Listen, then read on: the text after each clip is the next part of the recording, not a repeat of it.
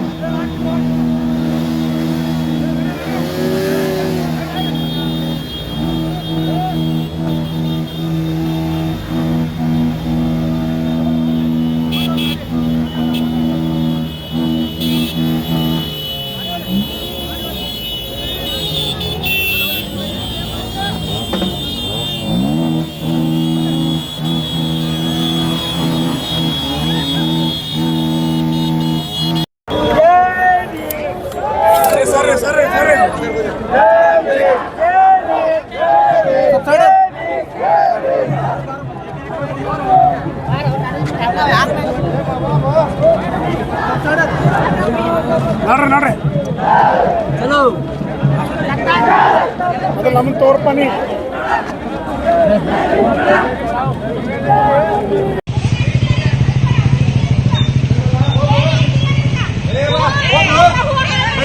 ಹೋಗ ಕಡೆ ಅದೇ ಬಡ್ರ ಬಗ್ಗೆ ಏನು ಬರೋತ್ತೀಗ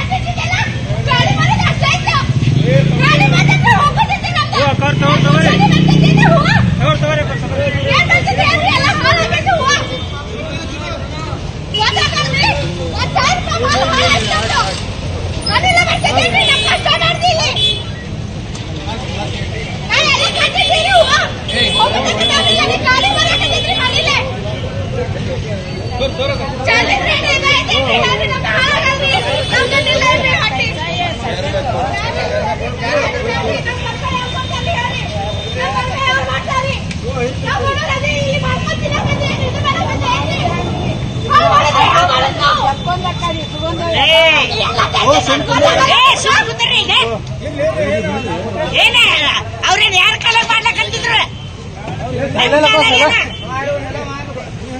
ಅವರು ನಮ್ ಕಾಲಾಗೆ ಮಾಡ್ಲಕತ್ತಾರಲ್ಲ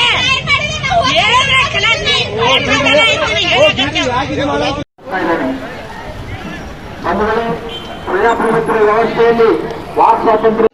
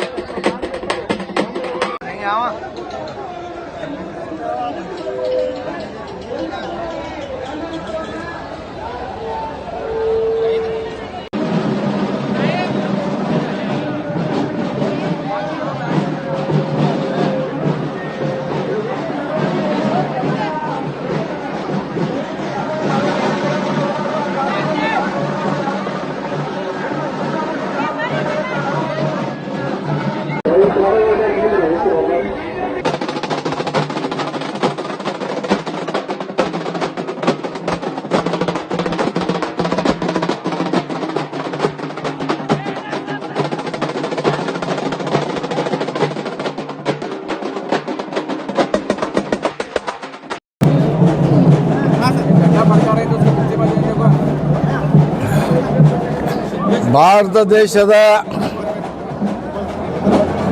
ಸಂವಿಧಾನಕರ್ತರು ಮಹಾನ್ ಮಾನವತೆ ಡಾಕ್ಟರ್ ಬಾಬಾ ಸಾಹೇಬ್ ಅಂಬೇಡ್ಕರ್ ಅವ್ರ ಬಗ್ಗೆ ಲೋಕಸಭೆಯಲ್ಲಿ ಭಾರತ ದೇಶದ ಗೃಹ ಮಂತ್ರಿ ಆಗಿರ್ತಕ್ಕಂಥ ಮತ್ತು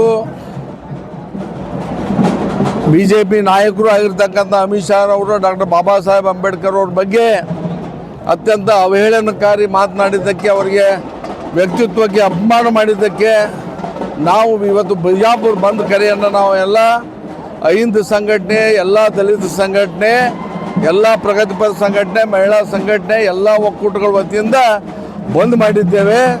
ನಮ್ಮ ಒಂದು ಬೇಡಿಕೆ ಅಮಿತ್ ಶಾ ಅವರು ಮಂತ್ರಿಮಂಡಲದಿಂದ ವಜಾ ಮಾಡಬೇಕು, ಅವರನ್ನು ತೆಗಿಬೇಕು. ಅಲ್ಲಿವರೆಗೆ ನಮ್ಮ ಹೋರಾಟ ಮುಂದುವರಿತಾ ಇದೆ. ಬೇರೆ ಬೇರೆ ರೀತಿಯಲ್ಲಿ ನಾವು ಆಂದೋಲನವನ್ನು ಮಾಡ್ತೇವೆ ಅಂತಕ್ಕಂಥದ್ದನ್ನು ನಿಮ್ಮ ಮುಖಾಂತರ ಹೇಳಲಿಕ್ಕೆ ಬಯಸ್ತೇನೆ.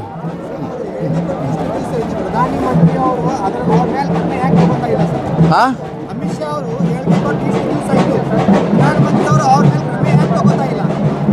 ಪ್ರಧಾನಮಂತ್ರಿಗಳವರು ರಕ್ಷಣೆ ಮಾಡ್ತಾರೆ. ಮುಂದೊಂದು ದಿವಸ ಪ್ರಧಾನಮಂತ್ರಿಗಳ ರಾಜೀನಾಮೆಯನ್ನು ಕೂಡ ಕೇಳ್ತೀವಿ. ನಿಮ್ಗೆ ಇದು ಇಲ್ಲ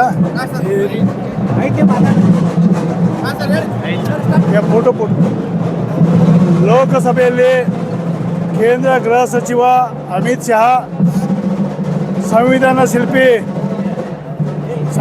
ಶಿಲ್ಪಿ ಬಾಬಾ ಸಾಹೇಬ್ ಅಂಬೇಡ್ಕರ್ ಅವರಿಗೆ ಮಾಡಿದಂಥ ಅಭಿಮಾನದಿಂದ ಇವತ್ತು ಇಡೀ ದೇಶವೇ ಗೊತ್ತಾ ಕುದೀತಾ ಇದೆ. ಯಾಕಂತಂದರೆ ಯಾವ ಸ್ವರ್ಗ ನರಕ ಇದೆಯೋ ಇಲ್ಲವೋ ನಮಗೆ ಗೊತ್ತಿಲ್ಲ. ಸ್ವರ್ಗದ ಭ್ರಮೆಯನ್ನು ಹುಟ್ಟಿಸಿ ಇವತ್ತು ಅಮಿತ್ ಶಾ ಬಾಬಾ ಸಾಹೇಬ್ ಅಂಬೇಡ್ಕರ್ ಹೆಸರು ತಗೊಂಡು ಬಿಟ್ಟುಬಿಡ್ರಿ, ದೇವರ ಹೆಸರು ತೊಗೊಂಡ್ರೆ ನೀವು ಸ್ವರ್ಗಕ್ಕೆ ಹೋಗ್ತೀರಿ ಅನ್ನಂತ ನಮಗೆ ಇದೇ ಜನ್ಮದಲ್ಲಿ ಇದೇ ಭೂಮಿ ಮೇಲೆ ಸಂವಿಧಾನದ ಮೂಲಕ ಸ್ವರ್ಗವನ್ನು ತೋರಿಸಿದಂತಹ ಬಾಬಾ ಸಾಹೇಬ್ ಅಂಬೇಡ್ಕರ್ ಅವರಿಗೆ ಅತ್ಯಂತ ಹೀನಾಯವಾಗಿ ಅಪಮಾನ ಮಾಡಿದ್ದಾರೆ ಅಮಿತ್ ಶಾ.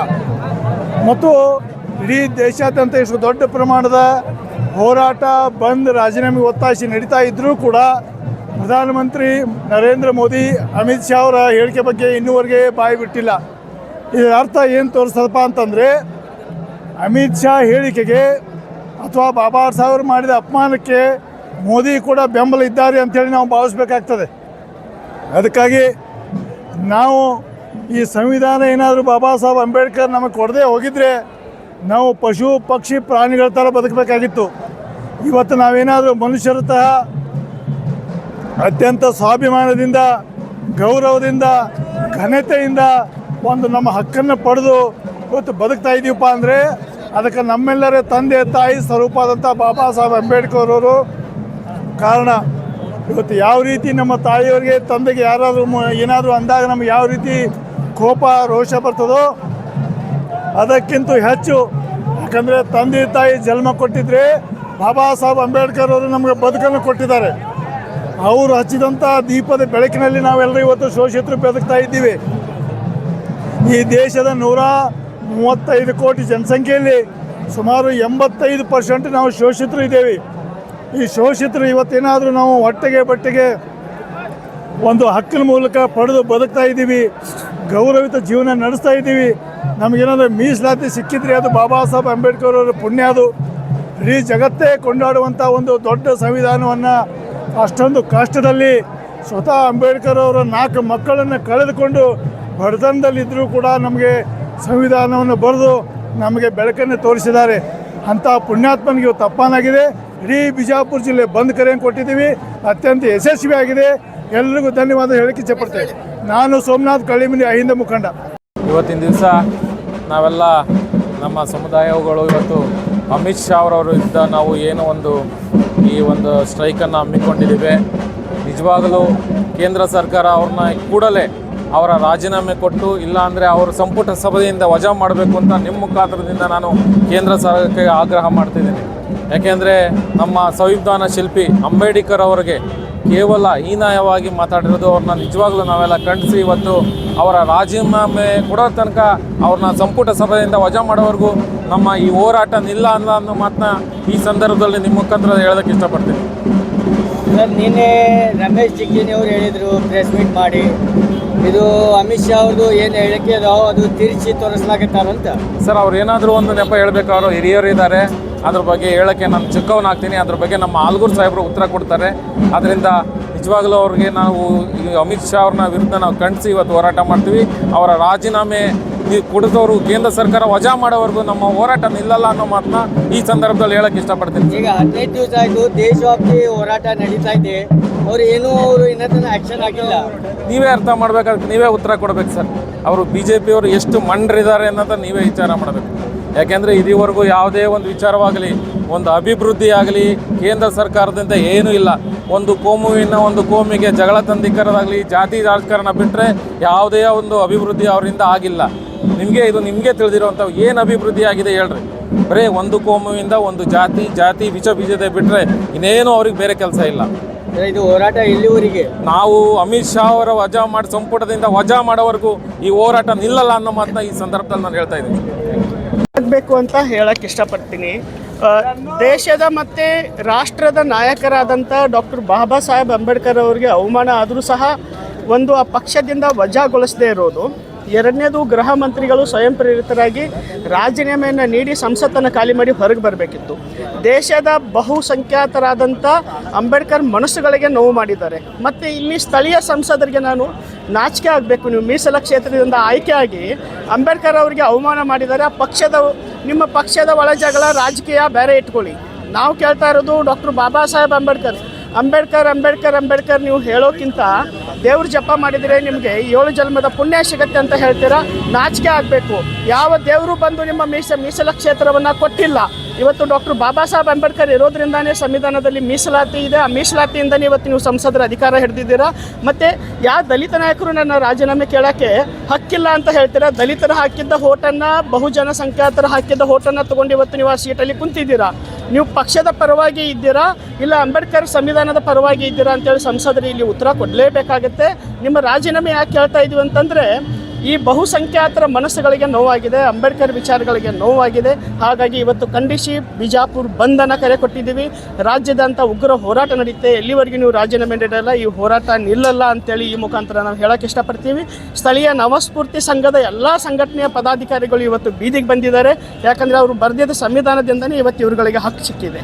ಈ ಸಮುದಾಯಕ್ಕೂ ಹಕ್ಕುಗಳು ಸಿಗಬೇಕಾದ್ರೆ ಡಾಕ್ಟರ್ ಬಾಬಾ ಸಾಹೇಬ್ ಅಂಬೇಡ್ಕರ್ ಏನಾದರೂ ಗಂಡಸರು ಹೆಂಗಸರು ಅಂತ ಮಾಡಿದರೆ ಇಲ್ಲಿ ಎಷ್ಟೋ ಜನಕ್ಕೆ ಮಾಹಿತಿ ಇಲ್ಲ. ಯಾಕೆ ಬಂದಿದ್ದಾರೆ, ಹೌದು ಬಾಬಾ ಸಾಹೇಬರು ಇವ್ರಿಗೂ ಬೇಕಾಗಿದ್ದಾರೆ ಅಂತೇಳಿ, ನೋವಾಗಿದೆ ಅಂತೇಳಿ ಬೀದಿಗಿಳಿದಿದ್ದಾರೆ. ಅದು ಇಲ್ಲಿ ಬಂದಂಥ ಜನಕ್ಕೂ ಸಹ ಅರ್ಥ ಆಗಬೇಕು.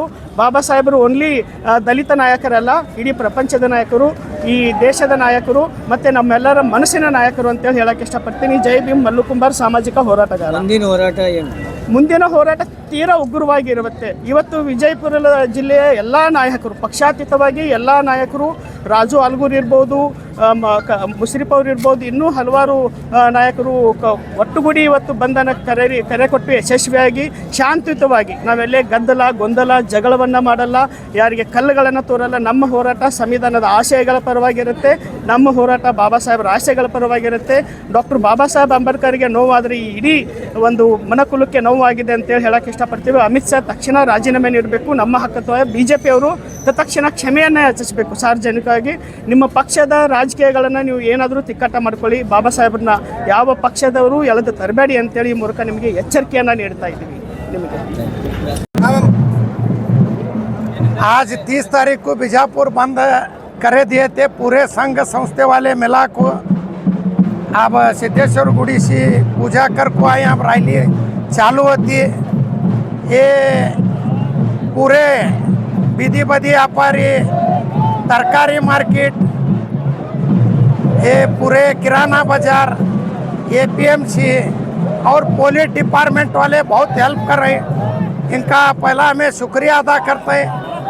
ये अमित शाह राजीनामा जब तक नहीं देता है, होराट पूरे देश में होते रहेंगे। ये अमित शाह संविधान लिखने वाले कुछ है, उनके नाम को अवमान करता है, उन्हें राजीनामा देना।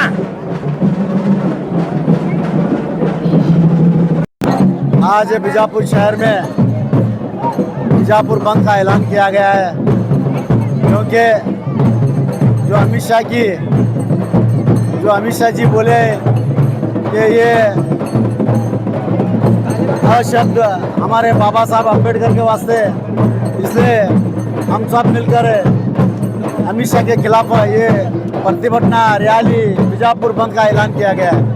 बीजापुर जिले में पूरा SC ST OBC सब मिलाकर बीजापुर बंद का ऐलान किया है। आज हम यहाँ सिद्धेश्वर गुड़ी से यहाँ से रैली निकाल रहे हैं।